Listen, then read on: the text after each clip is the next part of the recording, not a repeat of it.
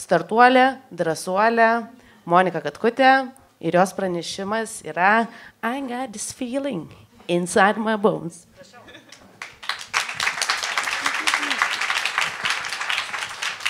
Aš besijuokdamas spėjau ir užkimti, tai ačiū labai pranešėjams. Prieš jūs 30 metų nuolatinio susimovimo.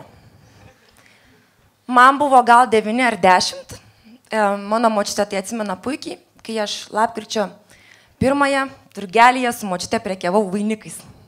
Močiutė priešais, aš kitoj pusėje, iš vaikų perka puikiai ir priekyba eina, aš ten tik tai centukus skaičiuoju, viskas puikiai ir dienos pabaigoj. Močiutė prieina ir ten gali ko 4 ar 5 vainikai ir mes čia skaičiuojam pinigus ir nesueina galai. Niekaip nesueina galai. Ir aš galvoju, gal aš kažkur nusikišau kišenę, esu išsiblaškiusi iki šiol ir ieškau ir močiutė ir klausia, vaikeli, o tu po kiek pardavinėjai šitos vainikus? Ir tadam, Monika visą dieną vainikus su gyvom gėlėm pardavinėja už vainikų su dirbtiniam gėlėm kainą.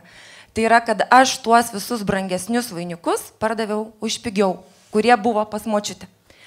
Tai tada aš jaučiuosi kaip tas Mikė Pūkuotukas, normaliai užstrigusi. Ir tas jausmas, žinokit, yra toks visą apimantis. Vieniems suka, kitiem nebesivalgo, tretiem nebesimiega, man viskas viename. Ir tu jo niekaip nepakeisi, tu galvoji, kas dabar čia pasidaręs, žodžių trūksta, burna džiūna, močiutė žiūri, kaip ir nepyksta, bet tai vis tiek kaip ir gėda, užstrigai, tai kaip čia dabar, ką čia daryti. Ir po to viso pirmojo tokio užstrigimo tau reikia atsibusti kitą dieną. Gyvenimas turėtų lyg ir tęstis, niekas lyg ir nepasikeitė, bet gėda liko.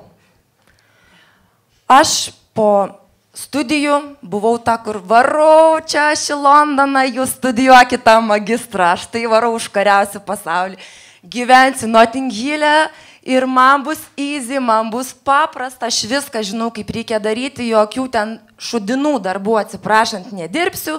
2 savaitės Monika tepa sumuštinius. Vis dar su savo to politikos mokslų bakalauru, aš vis dar užkariauju pasaulį, gyvenu kažkur 6 zonoj, mane tenai kaimynai apkaltina, kad maždaug vogiu bulves, varam toliau.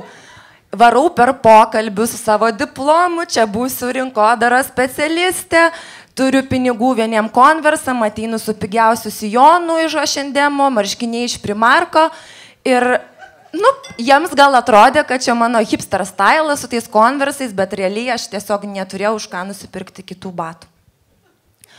Ir su tom nesėkmėm yra labai sunku gyventi. Tas nuolatinis nusivylimas tave sekina. Tu perini per visas įmanomas psichologinės krizės, tau pražyla plaukai kūno vietose, kurių tu nežinai, ir tau, kai ryte reikia keltis, tikrai būna sunku. Bet kaip dainuoja mūsų visų vaikų gerai žinoma herojė, reikia mokėti paleisti. Aš nežinau, kodėl išvertė jie tebūnie, bet aš sakyčiau, kad let it go. Kai pirmasis mano startupas bankrutavo, aš metus laiko nesugebėjau atjungti domeno mokesčių. Man skambina ir sako, tai jūs jau užsidarot. Ne, gal dar neužsidarom, gal dar pabandykim, nors ten jau nieks nebeveikia, darbuotojų nebėra. Negaliu paleisti, sunku, žiauriai sunku. Ir vieną dieną jau čia skambina, jau čia skola už 2 mėnesius ir aš sakau, išjungiam.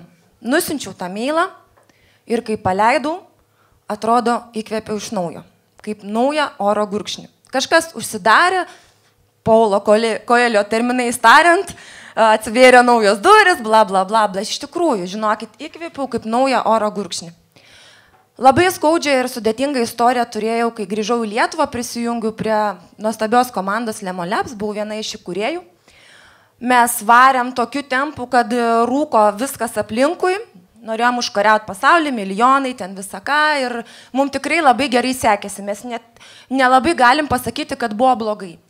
Tada aš pradėjau lauktis, išėjau motinystės atostogų ir sėdžiu namie ir suprantu, kad nieko nedarau.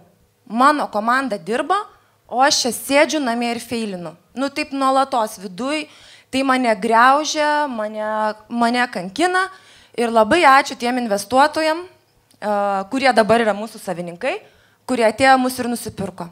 Ir kai aš susitaikiu su tą savo būseną, aš atsipalaidavau, pradėjau iš naujo džiaugtis gyvenimu, nes tai nukrito nuo mano atsakomybės pečių ir pradėjau lauktis 3 vaiko. Tai kad būtų linksmiau. Ir čia dalinosi architektai, iš tikrųjų visi žmonės, kurie daro kažką kitaip, kurie išeina iš savo komforto zonos, praeina pro visą šitą skalę.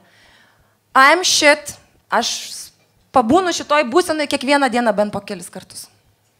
Jeigu jūs šitoj būsenai nebūnat kiekvieną dieną bent po 1 kartą ir savaitę po 1 kartą, tai pradėkit ką nors daryti.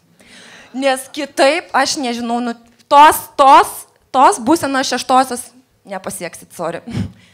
Ir iš tikrųjų, tai neliečia menininkų ar startuperių, tai galioja visiškai visiems, kiekvienam, čia yra bet kokia kuriančio žmogaus dalia. Ir pabaigai turiu jums vieną blogą žinią ir vieną gerą žinią. Bloga žinia yra, net žinodami visus etapus, net žinodami, kur pradėti ir kaip suknistai jausitės, to išvengti negalit.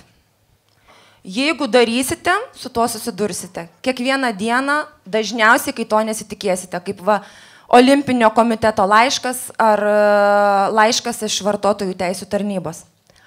O gera žinia ta, kad su laiku išmoksite pajausti save. Išmoksite savo viduje, susitvarkyti su ta gėda, kuria pereis prie dainavimo Let It Go, susitaikymo ir bendros geros motyvacijos. Tai visiems, kurie sėkmingai fakapina kiekvieną dieną, sakau, ir tai praeis. Ačiū.